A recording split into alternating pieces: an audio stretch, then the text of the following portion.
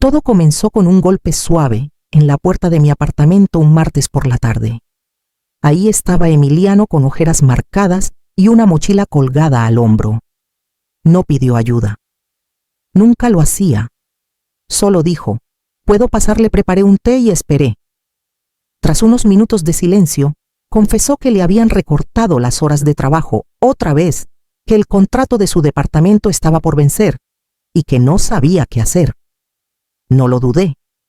«Quédate con la casa», le dije. «Necesitas espacio y yo ya no ocupo tanto». Al principio se resistió por cortesía o por orgullo, no estoy segura. Pero veía el cansancio en sus hombros. Le recordé que era la casa donde creció, que su padre habría hecho lo mismo. «No es caridad», insistí. «Es familia». Las llaves aún estaban calientes en mi mano cuando las tomó. «Solo hasta que me ponga de pie», prometió. Asentí, aunque en mi corazón ya había decidido que podía quedarse todo el tiempo que necesitara. Me mudé a un pequeño departamento de una recámara cerca del hospital, donde trabajé años atrás en el corazón de Ciudad de México. Era práctico, acogedor, y me convencí de que era lo correcto. Quería que Emiliano construyera algo propio, y la casa, nuestra casa, parecía el mejor lugar para empezar. Meses después me llamó para decirme que había conocido a alguien. «Valeria, es centrada, tiene sueños grandes. Te va a caer bien, mamá», dijo. Sonreí a través del teléfono conteniendo una chispa de preocupación. No es que no quisiera que avanzara, solo que todo sonaba demasiado rápido. Aún así, cuando me invitó a conocerla, dije que sí, sin dudarlo. La primera vez que conocí a Valeria, llegó 5 minutos tarde con maquillaje impecable y una bufanda que no pegaba con el calor de abril. Me tendió la mano y sonrió de forma rígida, como si hubiera practicado frente al espejo. «Señora Luz», dijo con voz ligera y cortante, «es justo como te imaginé. No supe qué pensar, así que solo le devolví el apretón y le ofrecí guardar su abrigo. La cena esa noche fue educada. Elogió mi sazón, preguntó por mi trabajo antes de jubilarme y asentía con interés cuando hablaba. Pero había algo más, una mirada evaluadora, como si midiera algo que yo no podía ver.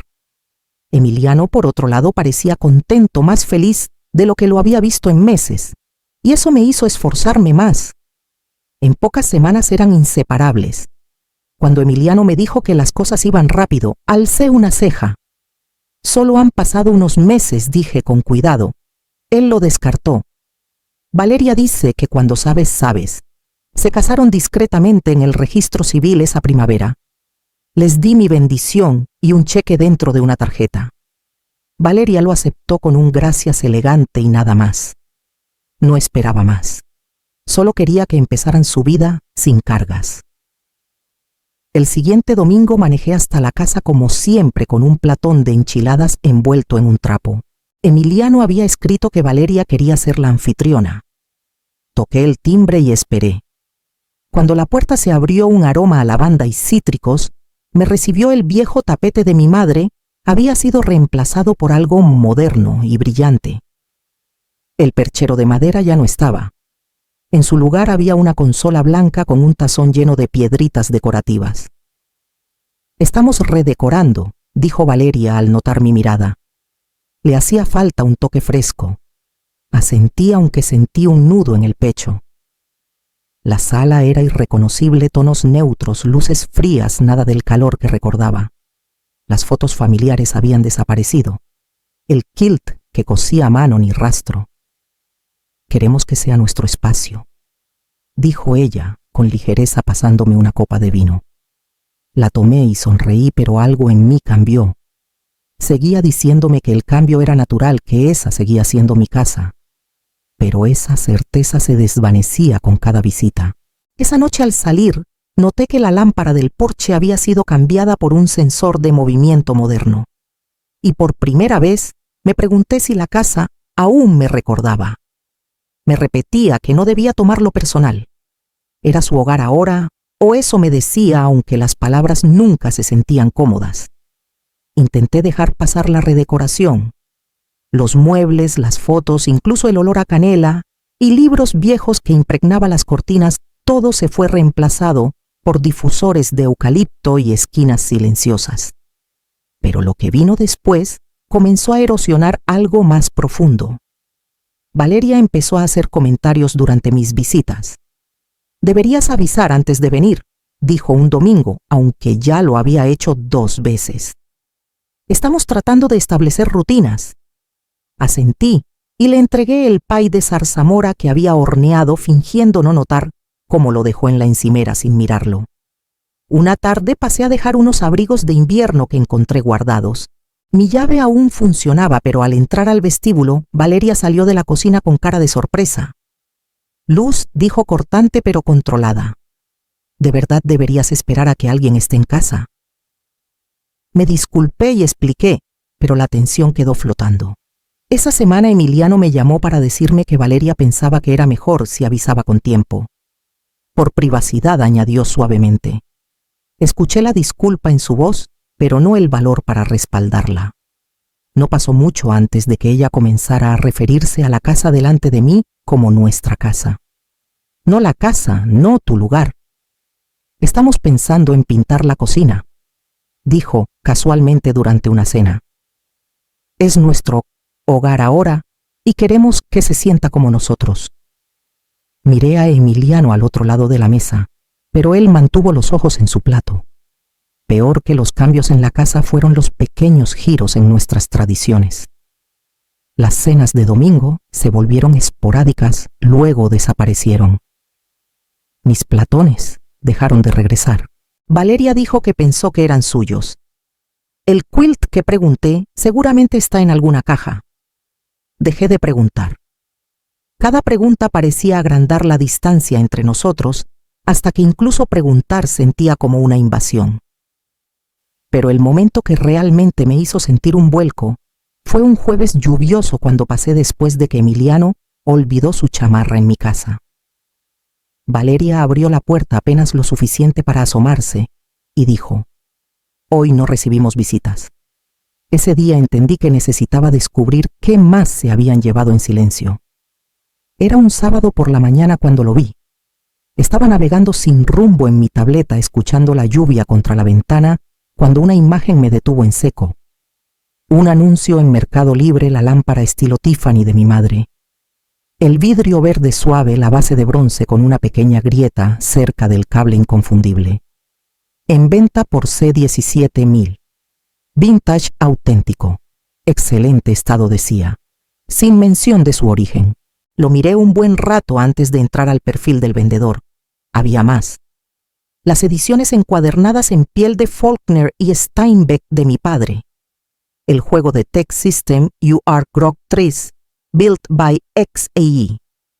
Juego de té pintado a mano de mi madre de Praga. Media docena de pequeños cuadros al óleo que no había visto en meses. Todo descrito en un lenguaje perfecto y desapegado. Todo familiar. Todo en venta. Conduje hasta la casa sin avisar. Valeria abrió la puerta. Sus ojos se abrieron por un segundo antes de sonreír. «Luz». «¡Qué sorpresa!». «Necesito hablar con Emiliano», dije. No se movió. «Está atrás trabajando en la cerca. ¿Te puedo ayudar con algo?». Pasé junto a ella antes de que pudiera detenerme. El pasillo estaba más silencioso de lo que recordaba, como si también estuviera conteniendo la respiración. Encontré a Emiliano cerca del cobertizo, con un martillo en una mano y una cinta métrica en la otra. «Tenemos que hablar», dije. Levantó la vista sorprendido. «Ahora sí, ahora». Nos sentamos en los escalones del porche. Le mostré mi tableta con los anuncios. No habló de inmediato. «No sabía que los estaba vendiendo», dijo finalmente con voz baja. «Pensé que los había guardado». «Está vendiendo a nuestra familia», dije. Se frotó la cara con ambas manos. Ella asumió que la casa era mía, que la heredé. Nunca la corregí. Las palabras cayeron como un peso entre nosotros. ¿Por qué?, pregunté tratando de mantener la voz firme. Porque estaba quebrado, sin trabajo. Y ella, le gustaba pensar que tenía algo sólido. No quería ahuyentarla. Entonces dejaste que creyera que era su casa para desmantelarla pedazo por pedazo. Pensé que podría arreglarlo después. El después nunca llegó, Emiliano. En ese momento parecía un niño otra vez pequeño, inseguro, encogiéndose bajo una culpa que no sabía cómo llevar. Me puse de pie no porque estuviera enojada, sino porque necesitaba respirar. Quiero las llaves de vuelta, dije. No ahora, no hoy, pero pronto. No discutió, solo asintió. Cuando me giré para irme, Valeria estaba mirando desde la ventana con el rostro indescifrable. No la saludé. No le hice caso. Esa noche abrí el viejo archivador en mi apartamento y saqué la escritura. El papel estaba desgastado en los bordes, la tinta un poco desvaída, pero el nombre impreso aún era claro. Era mío, y sabía que pronto lo necesitaría. Horneé un pay de manzana esa mañana como siempre lo hacía, manzanas verdes, un toque de limón canela justo bajo la corteza.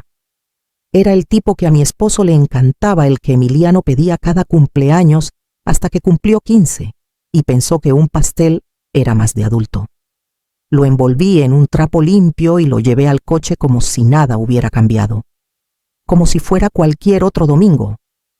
Cuando toqué el timbre escuché música adentro, un jazz suave, mezclado con murmullos de voces. Tras una larga pausa, la puerta se abrió apenas lo suficiente para que Valeria asomara la cabeza. No sonrió. No es buen momento. Solo traje un pay, dije, manteniendo la voz calmada. 5 minutos nada más. Suspiró demasiado fuerte, demasiado teatral. Espera aquí. La puerta se cerró. Esperé. Cuando se abrió de nuevo, Emiliano estaba ahí con los brazos cruzados como un escudo. Hola, mamá. No es un buen momento. Es domingo. Miró por encima del hombro. ¿Tenemos visitas? Amigos. Levanté el pay con suavidad. Solo quería mantener la tradición. Antes de que pudiera responder, Valeria apareció de nuevo empujándolo. Esto es exactamente de lo que hablé, Emiliano. Los problemas de límites. No puedes llegar sin más. Avisé ayer, dije aún tranquila. Y no contestamos. Esa es la respuesta. Cruzó los brazos. Eres una sanguijuela patética de 60 años, soltó. Vete y no vuelvas a nuestra casa. Algo dentro de mí se detuvo. No estaba enojada ni herida, solo quieta. Sonreí. Adelante. Llamas a la policía. Parpadeó. Perdón, me estás pidiendo que deje mi propia propiedad. Que alguien más lo resuelva. Valeria miró a Emiliano. Está blufeando. Saqué la escritura de mi bolso. No lo estoy. 20 minutos después llegó la policía. El oficial Ramírez escuchó a ambas partes mientras su compañero más joven revisaba los documentos que puse sobre la mesa de la cocina: escritura, testamento, registros fiscales. Todo a mi nombre. Todo está en orden, dijo el joven oficial finalmente. La señora Luz es la dueña legal de la propiedad. Valeria palideció. Pero Emiliano me dijo. Se detuvo. Emiliano desvió la mirada. No viven aquí con el consentimiento de la dueña, añadió el oficial Ramírez. Tendrán que irse, o podemos ayudarles. El silencio se prolongó. Luego Valeria dio media vuelta y subió furiosa las escaleras. Escuché cajones cerrándose con fuerza. Emiliano la siguió llamándola, pero ella no respondió. Me senté a la mesa del comedor. La mesa de mi madre. El pay seguía intacto frente a mí, aún tibio. Cuando Emiliano bajó su rostro, estaba pálido, la mandíbula tensa. Está empacando, dijo en voz baja. Dice que se va con su hermana. Asentí. Bien. No volvió a hablar. Solo se sentó frente a mí mirando al suelo. Permanecimos así un buen rato, hasta que el portazo de la puerta principal rompió el silencio. Esa noche, después de que Valeria se fue a la casa, estaba silenciosa, de una manera que no había sentido en años. No pacífica, solo vacía. Emiliano estaba junto a la ventana con los brazos cruzados, los ojos fijos en nada. Yo estaba sentada en el borde del sofá, con las manos aún cruzadas en el regazo. Dice que la humillé, dijo en voz baja. No respondí. Seguía pensando que si aguantaba lo suficiente podría ganármelo. La casa, la imagen, el tipo de vida que me hacía parecer que lo tenía todo resuelto. Lo miré. No tenías que ganarte nada, Emiliano, no de mí. Me miró entonces y la máscara se rompió. Estaba tan cansado de sentirme atrás. Todos los demás tenían algo que mostrar por su vida.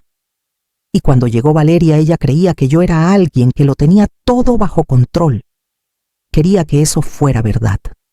Y por eso mentiste. No quería que todo se saliera de control.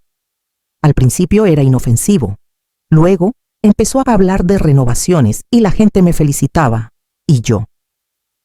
Se detuvo presionando una mano contra su frente. Ya estaba hundido. Era más fácil seguirle la corriente que admitir la verdad. Asentí lentamente, hasta que la verdad llegó a la puerta con un pay en las manos.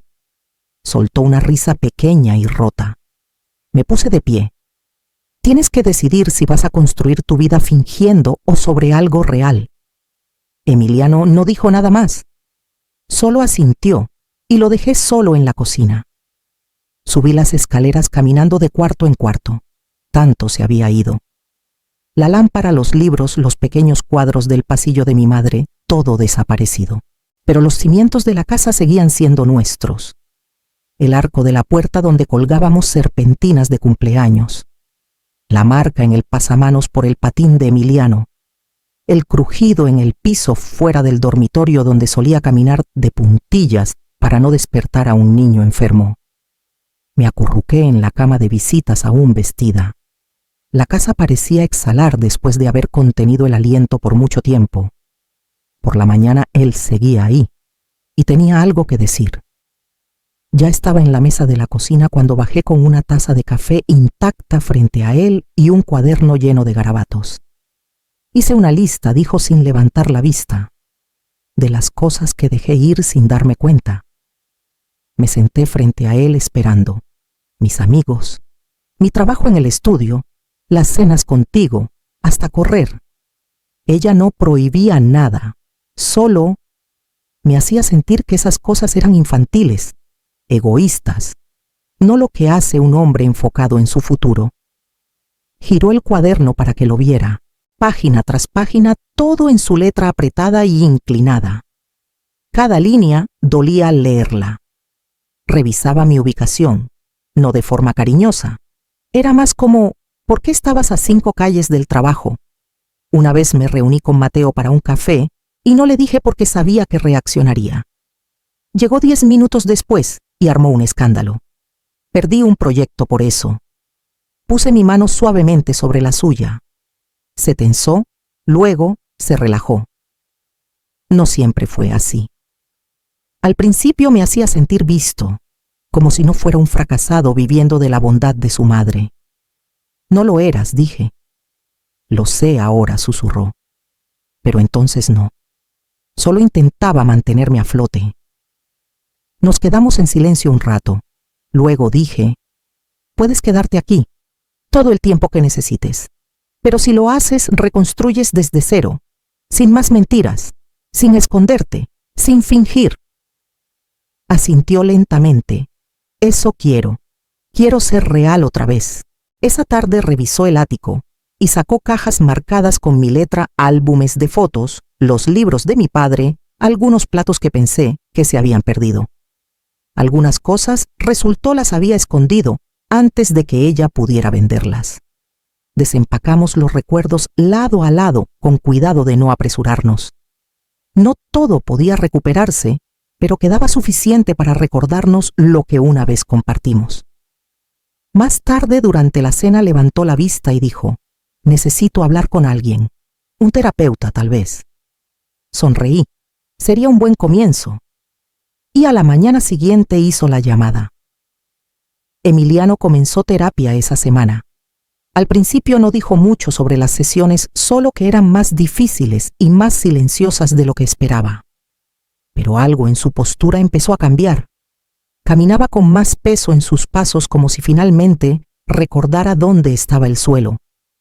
Volvió a conectar con Mateo, luego con Elisa y después con 2 colegas más del estudio. Quedaron para un café luego para comer. Una tarde llegó a casa con un montón de bocetos para un proyecto freelance y una chispa de emoción en los ojos que no había visto en años. Entonces, Valeria volvió a llamar. Primero fueron mensajes de voz llorosos, suaves, entrecortados hablando de perdón, de lo dura que había sido su vida antes de él, de que nunca quiso lastimar a nadie. Cuando eso no funcionó, el tono se volvió frío. «Me debes», dijo en uno. «Lo sacrifiqué todo por ti». Una semana después, llegó un sobre abultado. Adentro había un documento lleno de jerga legal y secciones en negritas que reclamaban derechos maritales, propiedad compartida y daño emocional. La fuente era demasiado grande, el formato descuidado. Lo revisé 2 veces antes de dárselo a nuestra abogada, una mujer práctica llamada Carmen, que me ayudó a redactar el fideicomiso de la casa después de que Miguel murió. «No tiene validez legal», dijo, dejando los papeles con un suspiro. Ella lo escribió sola. «Nada de esto procede». Juntos preparamos una notificación de desalojo formal. Emiliano insistió en entregarla en persona. Le ofrecí acompañarlo, pero dijo que no necesitaba hacerlo solo. Volvió 2 horas después, callado pero firme. Gritó, dijo simplemente. Luego lloró. Y después intentó que me quedara. «¿Y no lo hiciste?», pregunté. Negó con la cabeza. Me fui. Esa noche empacamos lo último de sus pertenencias en 2 cajas y las dejamos junto a la puerta. No necesitaba volver a verla. Pasaron 3 días sin incidentes y al cuarto llegamos a casa y encontramos la ventana trasera rota. La encontraron la mañana siguiente. Pintura en aerosol, en sus manos una palanca abollada en su cajuela.